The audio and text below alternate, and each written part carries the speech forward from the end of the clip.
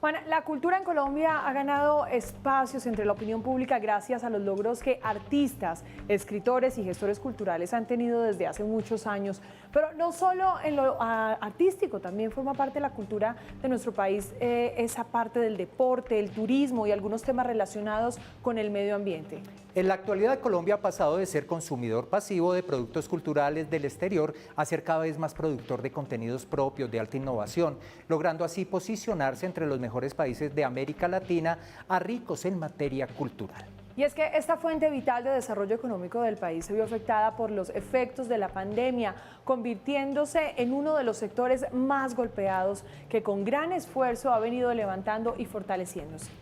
En la actualidad se habla de la necesidad de descentralizar la cultura para poder generar así más participación y oportunidades en todo el territorio nacional. Se habla también de la importancia de fortalecer los medios públicos de comunicación, como son los canales regionales, las emisoras comunitarias, para así ir ayudando al crecimiento de la economía del país. Es por eso que dentro de los planes de gobierno de los candidatos aspirantes a la presidencia de nuestro país podemos leer propuestas encaminadas al sostenimiento, desarrollo y crecimiento de la cultura. Y Juan, estamos aquí para hablar con nuestros analistas precisamente de la viabilidad, de ese enfoque, si es correcto o no de cada una de las propuestas de las dos personas que hoy se disputan esta segunda vuelta hacia la presidencia de la República. Y Alejandro, empiezo preguntándole ¿cuál cree usted que es el país que recibe el mandatario que llegue a ocupar la Casa de Nariño en materia cultural?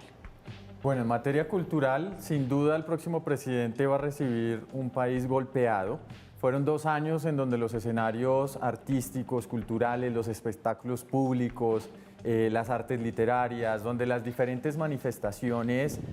tuvieron que recogerse y tuvieron que de alguna manera quedar en pausa. Por lo tanto, esta reactivación nuevamente que implica volver a los escenarios, volver a los espectáculos, volver a las ferias, volver a las festividades en los municipios, pues será un gran reto para el próximo presidente. Hernando Parra, ¿qué tiene que hacer el nuevo presidente para fomentar, para darle alcance a todas estas propuestas, de todo lo que se habla siempre de cultura? Durante 4 años escuchamos de economía naranja, pero ¿qué rescatar de eso que se ha podido hacer en este último periodo? Indudablemente el país al que llega el presidente en este periodo es un país que necesita de manera urgente una reforma a la Ley General de Cultura.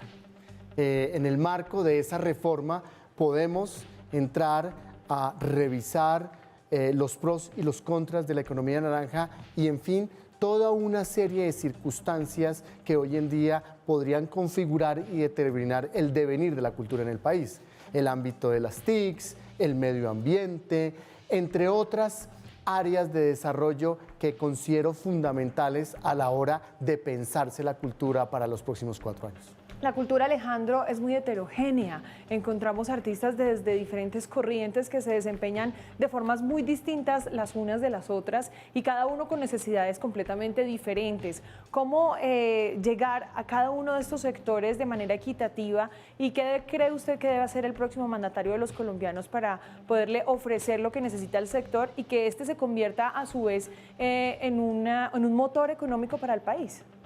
Bueno, la cultura es heterogénea no solo en cuanto a los sectores, sino también en cuanto a las manifestaciones de nuestra cultura como colombianos. Nosotros tenemos una diversidad cultural inigualable. En diferentes territorios del país, nuestras expresiones y manifestaciones culturales son totalmente diferentes. Por lo tanto, atender a esas necesidades tiene que responder un poco a lo que decía Hernando, y me sumo a eso,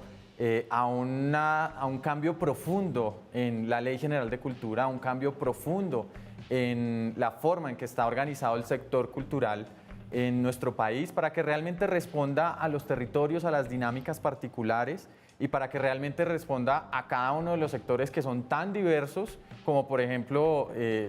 los escritores, los artistas plásticos, que responda, por ejemplo, a los espectáculos públicos, que responda también a toda el área cinematográfica. Es una diversidad a la cual realmente tiene que el Ministerio de Cultura o la entidad encargada de liderar el sector tiene que reconocer cuáles son las necesidades muy puntuales y especialmente esas necesidades que requieren nuestros artistas y nuestros cultores a nivel nacional y que han manifestado durante tanto tiempo, desde hace 25 años cuando salió la Ley General de Cultura, y que lo han venido manifestando y que incluso no se ha materializado en la forma que el sector quisiera, porque hay un desconocimiento profundo de cómo funciona el sector, de cuáles son sus dinámicas, e incluso desde la cabeza del sector, desde el Ministerio de Cultura, muchas veces llegan personas que no conocen las dinámicas territoriales, y por eso no se da una respuesta eficiente y una respuesta que reconozca la diversidad. Otro de los puntos que también hablamos cuando mencionamos en este inicio de nuestro programa sobre la cultura es el tema de los medios de comunicación públicos. ¿Cuál es ese manejo que se ha venido dando y qué es lo que va a encontrar ese aspirante a la presidencia que gane las elecciones y cuando se vaya a posesionar el 7 de agosto? Pues, ante todo, yo creo que en lo que refiere al manejo de los medios públicos es liderar, ¿no?, la libertad de expresión, dejar que los medios públicos puedan desarrollar y dar cuenta del ejercicio del Estado, y que obviamente esos mismos medios de comunicación puedan dar cuenta de esa Colombia alejada, de esa Colombia olvidada, llegar a la profundidad de Colombia y poder dar cuenta de su riqueza. La función social de los medios de comunicación públicos no puede perderse, y en ese orden de ideas cumple una función de transformación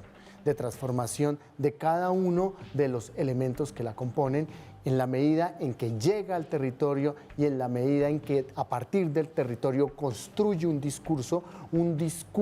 de cómo es Colombia y de cómo queremos que se vea Colombia y de cómo queremos proyectar Colombia. Y en ese orden de ideas, el medio público cumple una función, y es dar voz a los olvidados, dar voz a aquellos que no han tenido voz. Y ahí es donde finalmente los medios de comunicación logran ser transformadores.